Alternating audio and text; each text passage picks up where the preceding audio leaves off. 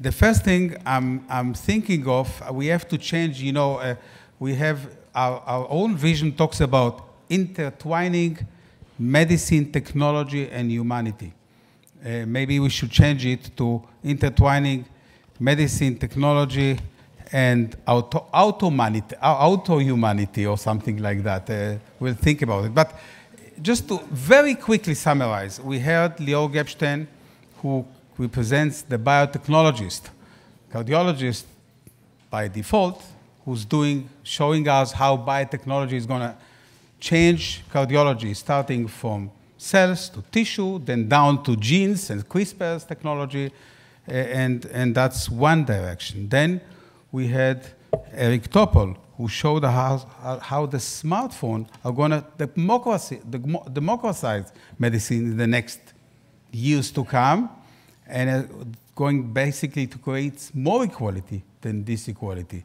And then came actually Bill Brody, who told us about, we are all fascinated by how technology advances, but how many obstacles there are on the way to develop technologies, and how many failures sometimes are on the way to develop technologies. And this will continue to happen in the next future with a connected community. And then Yuval came and with his thoughtful, talking about 21st century, and talking about, first of all, we will not need physicians. We will have, artificial intelligence. Maybe we have to close our medical schools and try to buy major computers at Rambam Hospital. We probably have to buy a few nurse robots that will circulate at Rambam, and change sheets and turn patients from one side to the other. We haven't talked about nursing. We talked mostly about doctors and artificial. But we don't need the hospital, though. And then you also came with a statement, Noach, that you are going to, to increase this equality. We will create a world of lots of human beings which will be unnecessary. So my first question, we have some questions that we thought of, but I would rather, stick to even questions which was raised during these discussions. Eric, maybe I would like you to first start and respond to Noach's predictions about the future. While Yuval was giving his talk and also his brilliant book, Sapien, I was thinking that really we have actually the substrate to improve equality with new technology rather than detract. And that is, when you give a smartphone, which is projected to be $25 for the same features that we have today, and software, which is very low cost, you can actually provide all the monitoring capabilities, imaging capabilities to the needy, the indigent, in ways that we've never seen before, this cheap chip Moore's Law era. And also sequencing and democratization of genomics likewise. So in fact, he may be right in the longer term that there be accentuation, but in the next 10, 20 years, we've already seen that giving a homeless person this technology, one avoidance of an emergency room visit, one hospital pays for years of this technology. So I think that the shorter term solution is actually more like what you described of the prior century. But it is possible that some of the points that you made of the counter forces will make it worse. I'd be interested in your thoughts about it.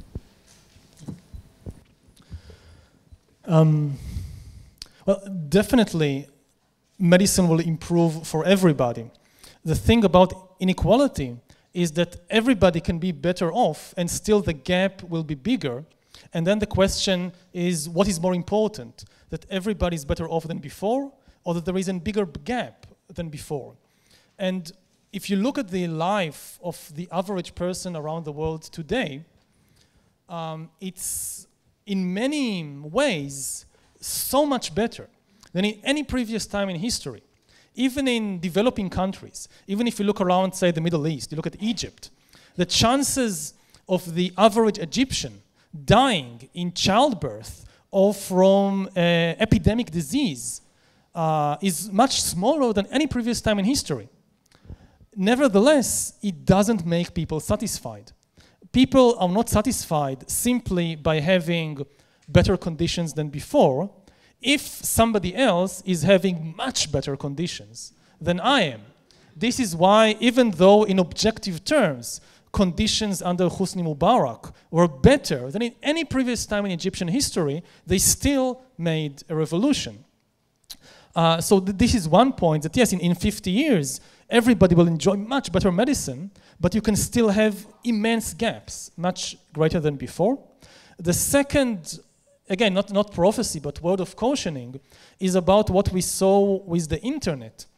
That the same talk we hear today about the beneficial potential of big data and mobile phones and so forth, it was also standard in the 1990s about the impact of the internet, that it will make the world much more free and much more democratic, much more prosperous and so forth. And as of 2016, we look back and we say this was very naive, that much of the actual impact was unforeseen by the extremely optimistic gurus in Silicon Valley that in the late 1990s had this idea that we just need to spread the internet around the world and we'll have democracy and freedom everywhere. I have a question to Dr. Glickson. I think we've seen fascinating technologies which are evolving in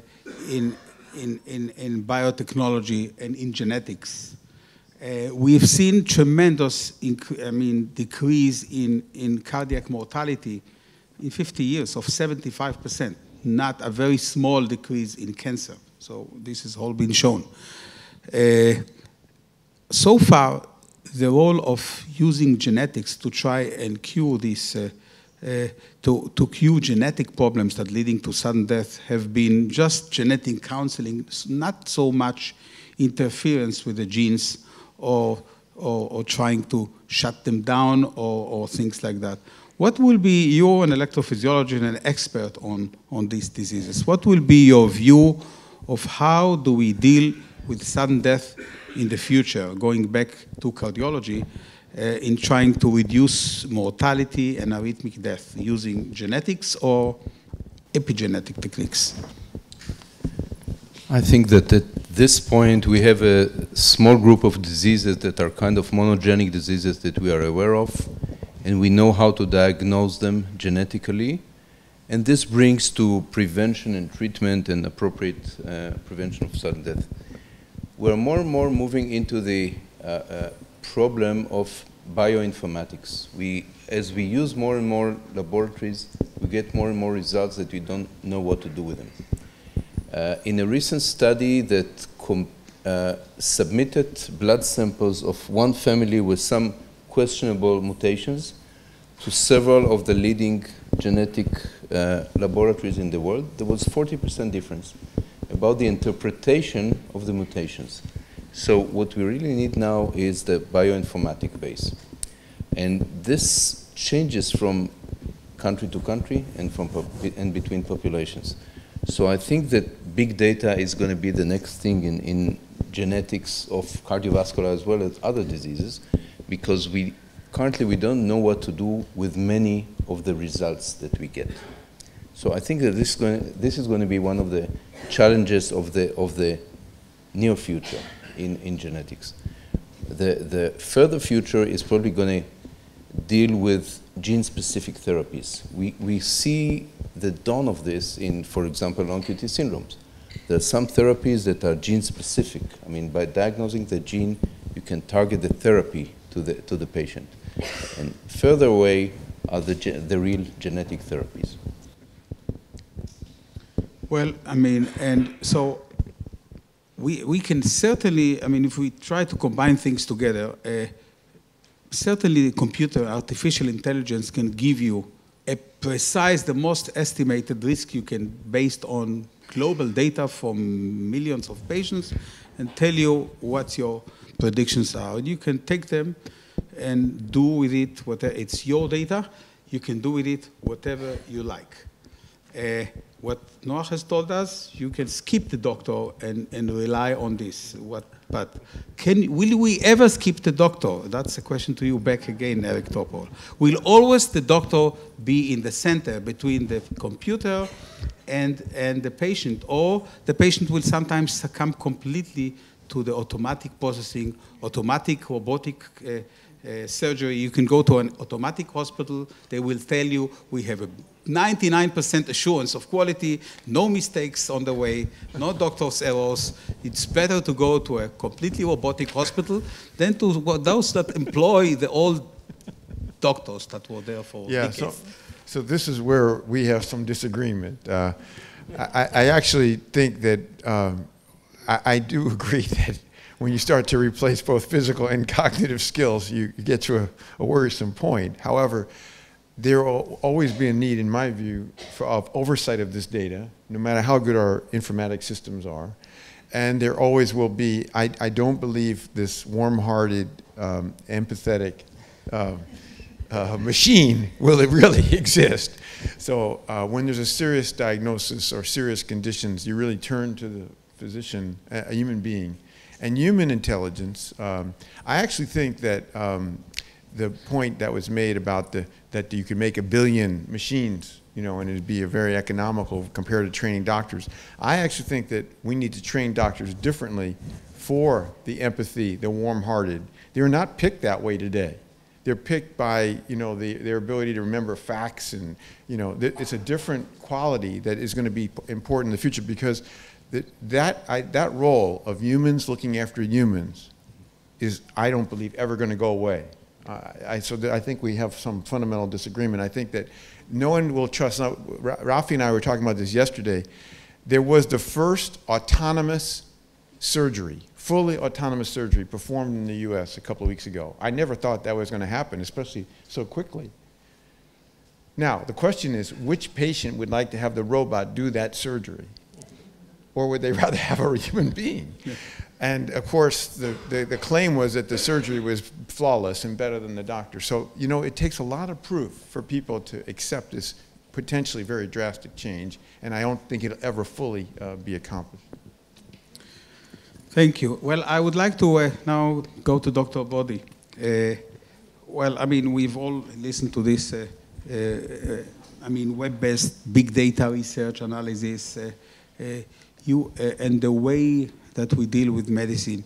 You are an expert on imaging on one side, but you also led Johns Hopkins, that leading medical institutions in the world that teaches medicine over. You've been there through 13 years, you've seen it, but what are your predictions and how are we going to teach medical schools in 50 years from now? I mean, I know that this is nothing that we thought about, but in view of all what we hear today, what should we do about our medical education in the future? First of all,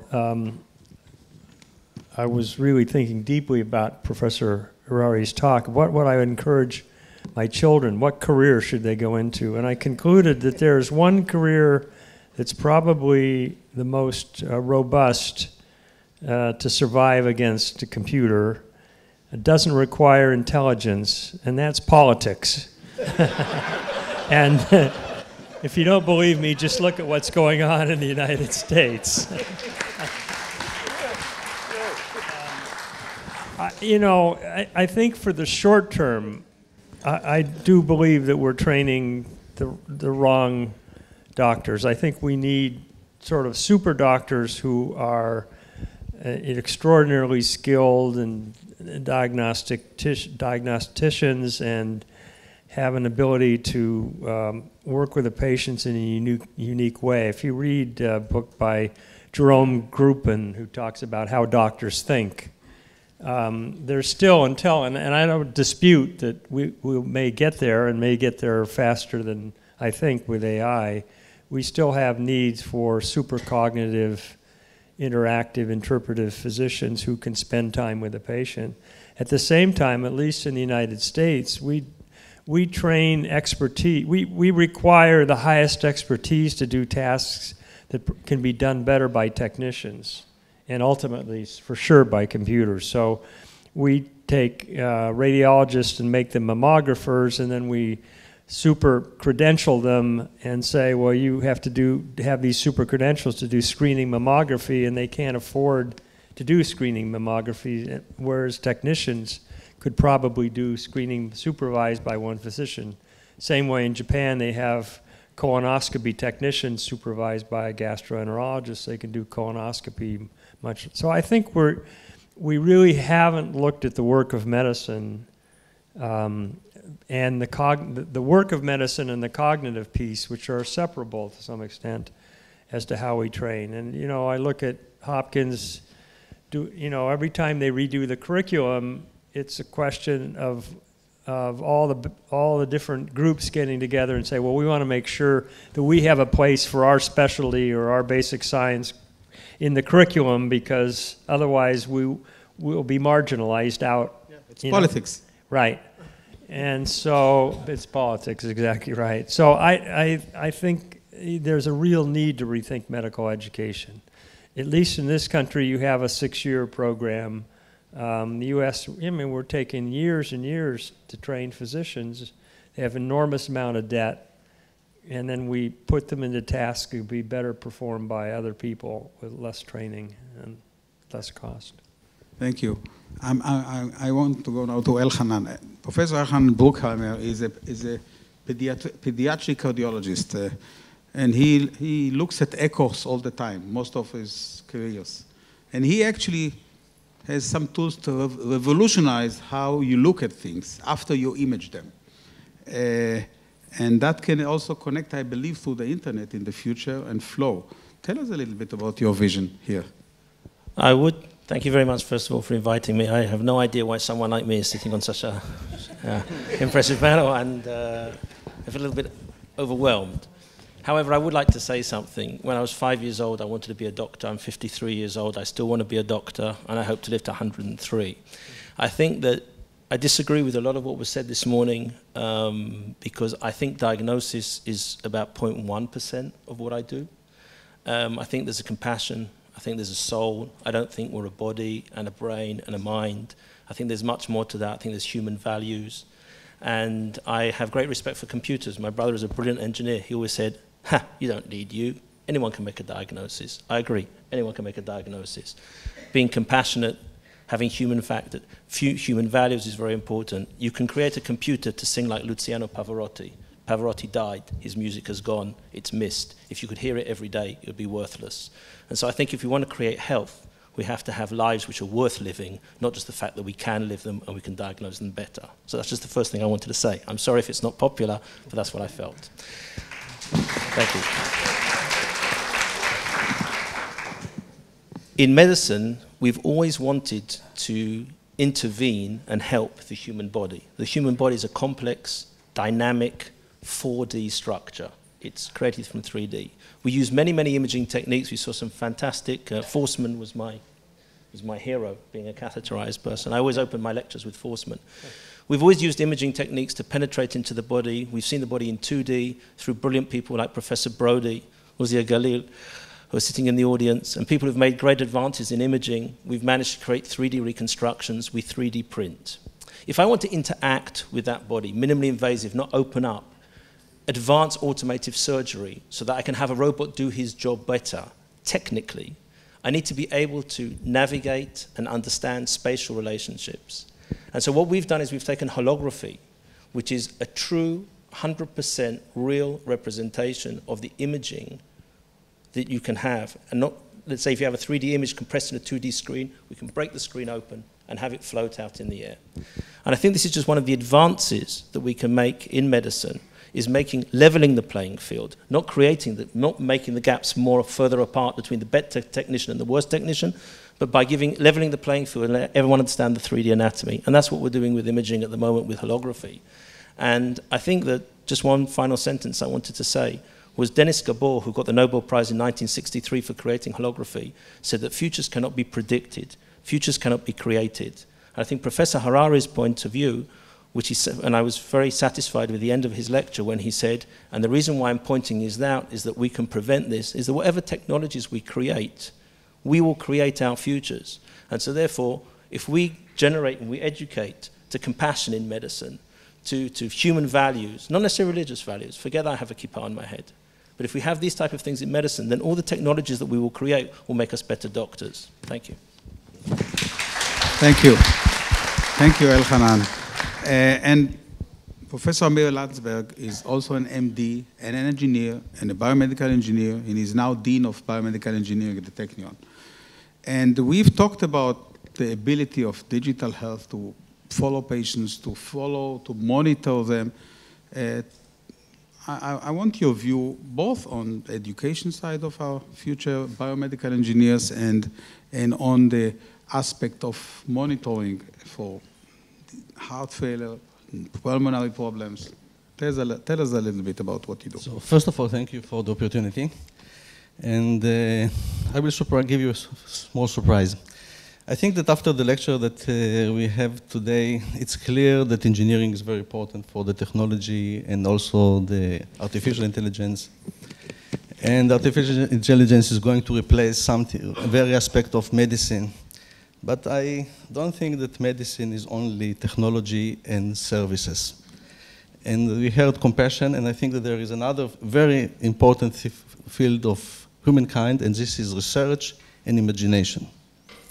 And I think if I'm looking at the breakthrough in the cardiology, I think that even the Frank Starling law of the heart, which is the first law of the heart, which was erased about 120 years ago, at the end of the 19th century, we are now at the beginning of the 21st century. We don't know what is the mechanism underlying the Frank Starling law of the heart. So better understanding how the heart is working, what causes arrhythmia, what is the control of the excitation contraction, and many things that actually controls our body and heart function, which is a mechanical device that actually activated by electricity, and how the molecular motor of the myosin is working and convert very efficiently biochemical energy to mechanical energy. We don't know yet, even with all the genetics. So another thing that will promote all medicine is research and imagination, and I don't see that it will be replaced by artificial medicine. And I think that therefore, when looking at education, what is the future things that both Faculty of Medicine and Faculty of Biomedical Engineering will do, I think that looking at all of this is very important, how to promote research and how to promote imagination. I think that a physician that actually looking at about all the technology and even what the technology does have to have the imagination and to judge whether this is the right thing to do. And looking at the Faculty of Medicine, I have to say that we, in the last year with Professor Shalev, the Dean of Faculty of Medicine, have established a program of combined studies of biomedical engineering and medicine. And I think that this group will actually promote the technology, but it's not only technology, it's also imagination, research. And I think that this will actually bring the breakthrough in medicine. And looking also in the Faculty of Biomedical Engineering and the Technion, at the Technion, many faculties think that they have a very narrow field of research or specialization. I think that field of biomedical medical engineering and medicine are very broad. You have to know exact science, you have to know life sciences, you have to know electricity, you have to know mechanics. So it's a very beautiful area, and physicians have to be engaged in all of this, and this actually will make all this field even larger, and I expect more innovation in the future. So to relate to your questions, I think that all what we have today have to feedback on what we are teaching in medicine. I'm looking at the physician not only as technological and providers, but a service provider, but also a researcher. Very important is imagination. A very important thing is also collaboration. We have here the Faculty of Medicine, we have here the Hospital of Rambam, we have the Technion. Collaboration is a very important thing in order to promote medicine, because if you look at the heart, you cannot do anything by yourself today. If you collaborate with engineers, with biologists, with physicians, you can promote more the research and more the innovation. And therefore, this, taking all together, I think this is the future physician, not only one aspect of technology or service. Thank you. I would like to ask the panel, and then we'll have some questions from the audience to panelists. I mean, we played with ideas in our lectures, in our exciting morning today. But we know that, we do real life. We have real life here at the hospital. Economy, after all, controls a lot of what we do in our progression. I mean, whether you develop technology or not depends on will it be successful, will it be sustained economically. Not necessarily if it will save lives. At the end of the story, if it will be economical. To be economical, many times you have to prove that you save lives, but economy is really controlling the pace of innovations. Are you think the situation is going to be harder and harsher in the next 50 years for development of technologies? We know in the US the Obamacare, which puts a burden on medicine. All have budget limitations and everything. How is economy going to play a role with digital health and other things? So who wants to address that? No. You're an historian. So you're an historian. You're closest to economy among all of us. Okay. You want to refer to that? Yeah, I think that the economy is always controlled. The advancement of science, most scientific advances, not only in medicine, but in all fields, were made because somebody financed it. And in many cases, they didn't finance it out of, again, kindness, but because they thought they will get something out of it. Whether in the military field, the political field, on the economic field. Now, when we look to the 21st century, I think it's very likely that the same way that politics will be biopolitics, then economics will be bioeconomics, in the sense that most of the expenses will be related to medicine and to biology, and most of the profits will also be made in relation to the human body and to human health, because this is the industry with the greatest potential for growth. And it's not a coincidence that, for example, the high-tech giants like Apple, like Google, that started as purely computer corporations are now becoming more and more engaged in biotechnology and are hiring more and more people from the life sciences and from medical schools, and not just from the computer science department. So I think this link between medicine and economics will become even more important in the next few decades. There will be enormous budgets to invest, but the big question is, where will they go? And this, in essence, will be a political question. It will not be decided by the doctors or by the researchers. It will be decided by the political game. Dr. Brody, you wanted to comment? I was just going to say that there are two fields that are highly dependent on people and have not had productivity gains, and those are education and healthcare. And in the U.S. we say, well, healthcare is a growing business, it's a great industry, and then we say, wait a minute, healthcare costs are out of control. They're related. And so unless we find ways through artificial intelligence or disease prevention or whatever to scale down the number of people involved with healthcare delivery, we're not going to get there. The same thing with education. We fundamentally teach students the same way we taught them 100 years ago, and therefore education costs rise faster than GDP. So we've got to find ways to use technology to get productivity in both of those areas. Yeah, so, Eric. Yeah, so I think the difference of the idea here is that whereas you were talking about upgrading the health, my thesis is that we have profound waste. In the U.S., $1 trillion a year, a third of the budget for healthcare is waste because we don't have the individualized capability today. So we have, as I reviewed, not just the errors, which are 12 million diagnostic serious errors a year, which haven't changed in a decade, and the waste of the drugs, where most people are unresponsive. These are expensive drugs, by the way. So if we can wind up, I don't think it's actually upgrading the health, but rather intelligence of delivery of the care and the prevention. We do mass screening like idiots, where we actually induce harm with mammography and PSA. All the data suggests that there's net harm, and it's profound. And if these things were drugs, they would never be approved by the FDA. So we are so stupid of how we deliver medical care today that that is the economy that can be.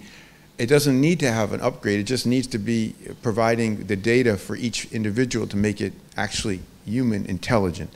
So I think there's a capability here. It's none of this is part of Obamacare. This is innovation that is, we're capable of doing this in the future, but we haven't pivoted to do this yet. But I think we have the capability that is imminent to be able to do this. Yeah, Elchanan, you wanted to comment?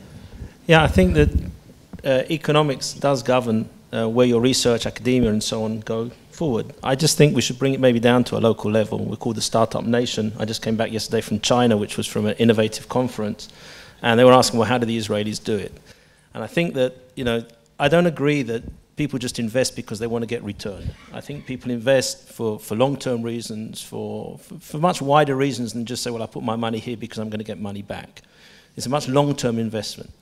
And I think that the Israeli model and what you've built here at Rambam, and I think wasn't stressed maybe enough during the day, is the ability for, say, a young physician, I'm no longer a young physician, but a young physician to present an idea, to have the infrastructure next door so that he can do that. And the funding that's provided by, let's say, by the chief scientist in this particular country for making incubators. And that way that the economics work, it's not necessarily fixed by the end user, Obamacare reimbursement. People see that the investment in science, taking small resources and using it as fertilizer and spreading it across, makes the seeds grow a little bit better. So I don't think it's just that because now there's worse reimbursement or something that's going to stifle innovation. And I think if it does, then God forbid we should look at it that way. And I think that the way that I've had 3 startups that I've set up in this country, and the way that it's done, it's been so easy for me, it's been ridiculously easy. And I think that's the way that it should be done. And I know you're going to visit some incubators tomorrow, Bill, right, yeah. And I have one of my startups in one of the incubators you're going to visit. And so I think that looking also at this global, thing that this is going bad and this is this, and it's all just a knee-jerk response. We're not going to make money, therefore we're not going to invest, and it's all power game. I think one of the advantages in Israel is that they didn't do that. Well, that's my feeling anyway, let's say being one of the masses. I didn't feel that. I was given an amazing opportunity by very small investment. And so I think that the way the economics should be is that the economics should look at, let's say, the long term and sort of the collateral damage or advances that can be made by making small investments which are not fixed by how much you're going to get back on the pill that you sold. Thank you. Yes, Amir, you wanted to comment? So we can look at the economy on the negative side and the positive side. Negative side is clear, but I think that, by the way, Obama, I think, has solved the problem of economics. He took the United States from overdraft of 6 trillion to now 18 trillion, and he is living very well.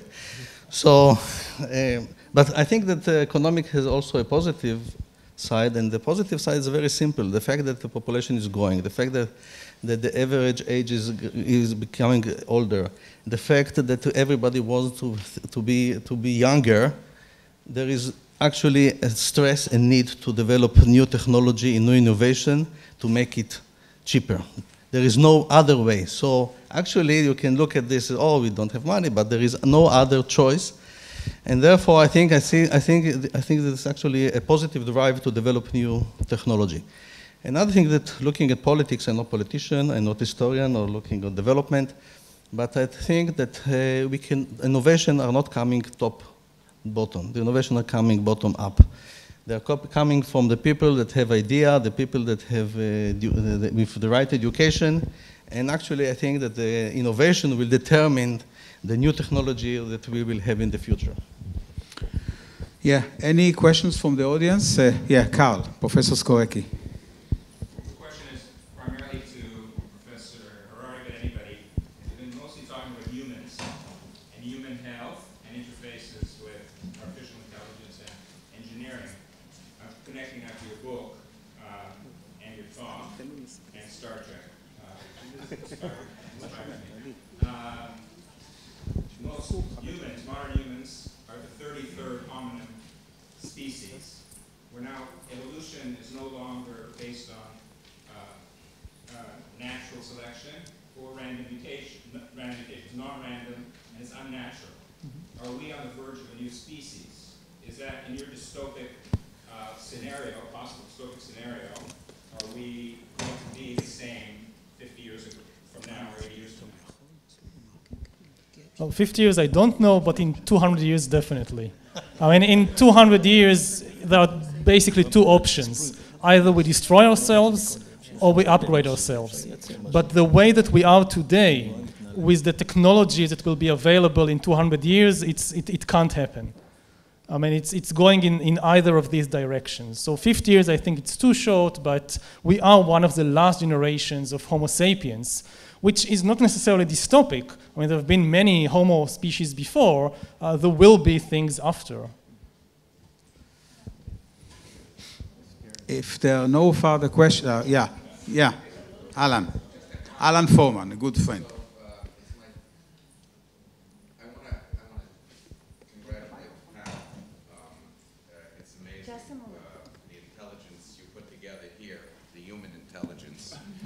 On the stage, and it's a pleasure to get to know, hopefully we'll get to know you guys, Eric and Bill.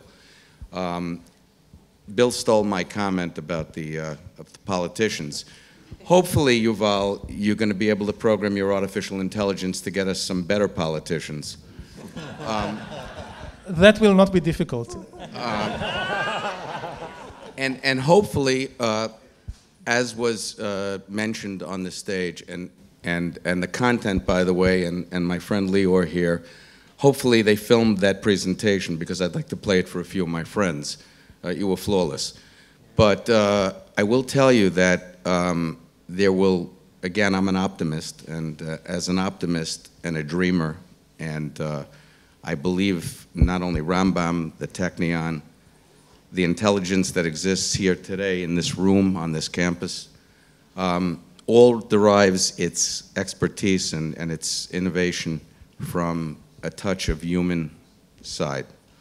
And I'm a believer and hope that every once in a while, except on a critical patient scenario, that the artificial intelligence or the robotics or the machinery will eventually require people to program them, help them, support them, but that the data won't be lost in doing what we're all here for, is to better mankind. So I applaud you all, and thank you for your presentation. Well, Lior, your final conclusion remarks and... So before concluding, I first of all like to thank a few people for making this happen. First, for Professor BR for the idea and the inspiration and pushing it forward, from Nira Segev and Maya Binyamin, for Oded Meyer and his crew, from Menachem David for the audio visuals, for the computer unit, for the spokesman and photography unit, and of course for the kitchen that made us, you know, survive. And lastly, I think, I was in charge on this summit, but I think it's the best ever, no? Yeah. Can be. I mean, we can't go down from any peaks. It's the Rambam summit, after all, so it has to be a summit. Okay, so we invite you now to lunch. Yeah, for sure. Thank you very much.